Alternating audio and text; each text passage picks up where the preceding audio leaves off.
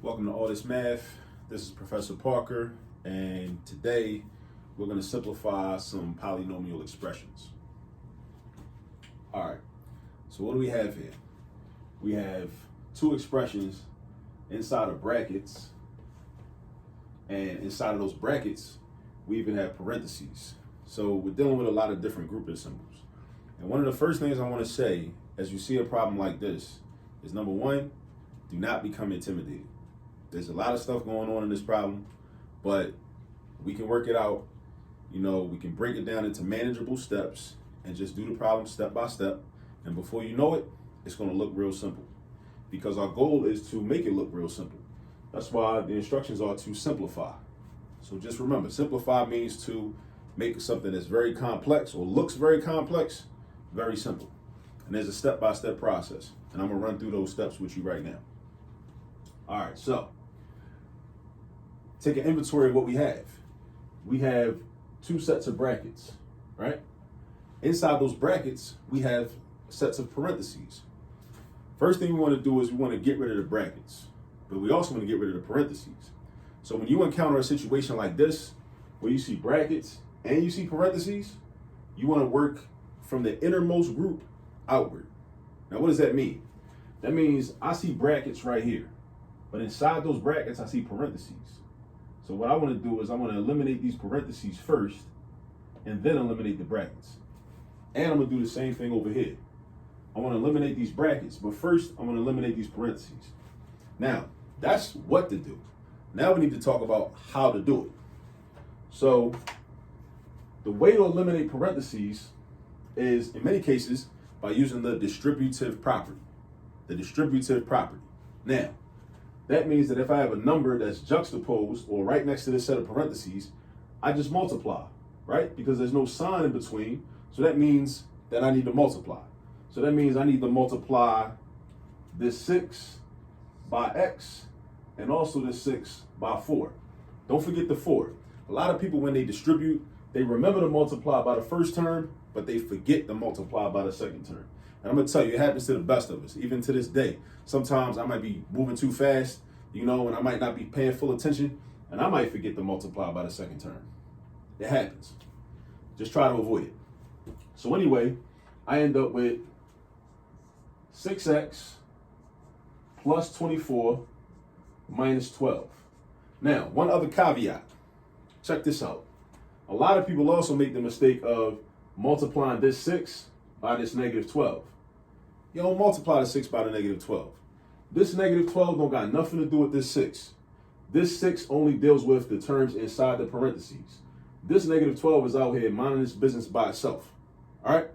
You only multiply the 6 by the terms that are inside the parentheses, which are right next to the 6.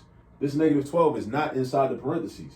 They're all inside the brackets together, but the negative 12 is not inside the parentheses. So because the negative 12 is not inside the parentheses, we don't multiply 6 by negative 12. All right? So keep that in mind. Now over here in this set of brackets, I'm going to do the same thing. Bring your minus sign over. Bring your brackets. And I'm going to distribute this 5 to the x. I'm going to distribute the 5 to the negative 8. 5 times x is going to give me 5x. 5 times negative 8 is going to give me negative 40. And then I'm going to bring down the plus 14. Again, the 5, nothing to do with the 14. We're not multiplying 5 by 14. That's what we're not doing. All right? Keep that in mind. Now, next thing we want to do is we want to get rid of these brackets. Now, some people might say, well, why don't you just combine like terms right now? You could combine like terms right now, but I want to be consistent. I want to get rid of the parentheses and the brackets. And then once all the parentheses and the brackets and all the grouping symbols is gone, then I want to combine like terms. So I'm going to just be consistent and do that. So these brackets, you could just drop. For real, you could just drop these because there's no negative sign in front. So this grouping symbol, you really don't need.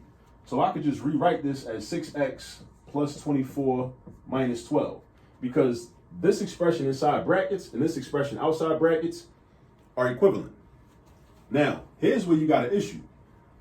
This set of brackets has a minus sign in front of it. And what that minus sign represents is the fact that you need to multiply by negative 1 everything inside these brackets. Essentially, what you're doing is you're making everything inside these brackets the opposite. meaning this positive 5x becomes a negative 5x. This negative 40 becomes a positive 40. This positive 14 becomes a negative 14. Now, why do you ask that? Does that happen? Because you might have that question. Because this means -1 times everything inside the brackets. This negative sign represents a -1, right? So because the negative sign represents a -1 that's being multiplied by everything inside the brackets, what you do is you essentially multiply -1 by everything inside the brackets. So that's why we do -1 times 5x. That equals -5x. -1 times -40. That equals +40. -1 times 14. That equals -14, right?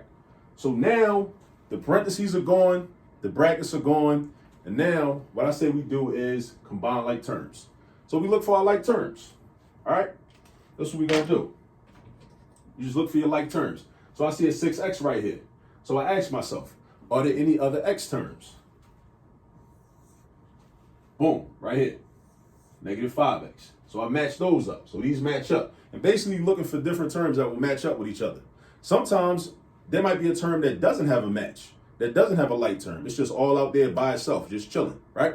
That can happen too, that's fine, right? It just so happens that this 6x matches up with this -5x, okay? Then I see this 24, right? So now I got a 24 and a -12, but then I also have a 40 and a -14. So I only have one type of variable. Everything else is a constant, or what we call an integer, or a number that we use to count with, right? So what I'm gonna do is, I'm gonna combine my like terms. Combining like terms means you add or subtract variables that have the same exponent, terms with variables that have the same exponent, or you add or subtract the constants, or you add and subtract the numbers. That's what combining like terms means. Some textbooks call it collecting like terms. Whether you call it combining like terms or collecting like terms, it really ends up with the same result. So now what I'm gonna do is, I'm gonna put this 6x with this -5x. So that means 6x minus 5x, which is x, or 1x, because 6 minus 5 is 1. So 6x minus 5x is 1x, and 1x is the same thing as x. If you need to, write that down in your notes. 1x is equal to x. 1x and x mean the same thing. X does not equal 1. That's a common mistake that people make. People think that x equals 1. X doesn't equal 1. 1x equals x. That means if you have x, that's the same thing as having 1x. There's a difference. Now we go to these numbers. I got 24, -12, +40, -14, right? And I need to combine those numbers. So I just do 24 minus 12, that gives me 12. And then I do 12 plus 40, that gives me 52. Then I do 52 minus 14, that's gonna be 42 minus 4, which is 38, I believe. Let me make sure. So it's positive 38. Yeah, 24 minus 12 is 12. 12 plus 40 is 52. 52 minus 14. 52 minus 12 would be 40, and then 40 minus another 2 is going to be 38. So now we got x plus 38. And this is how we simplify when we start out with brackets, parentheses, minus signs, distributive property, combining like terms. It's a lot going on in this problem. But look how complicated or complex it looked when we first started versus how it looks at the end. So all of this is equal to this. And we did that. All right? So thank you for tuning in. Please like the video. Please subscribe to the page if you have not already. Please tell people about it. Tell everybody about it. All right? Have them like and subscribe. And thank you for tuning in to another video from All This Math. Peace.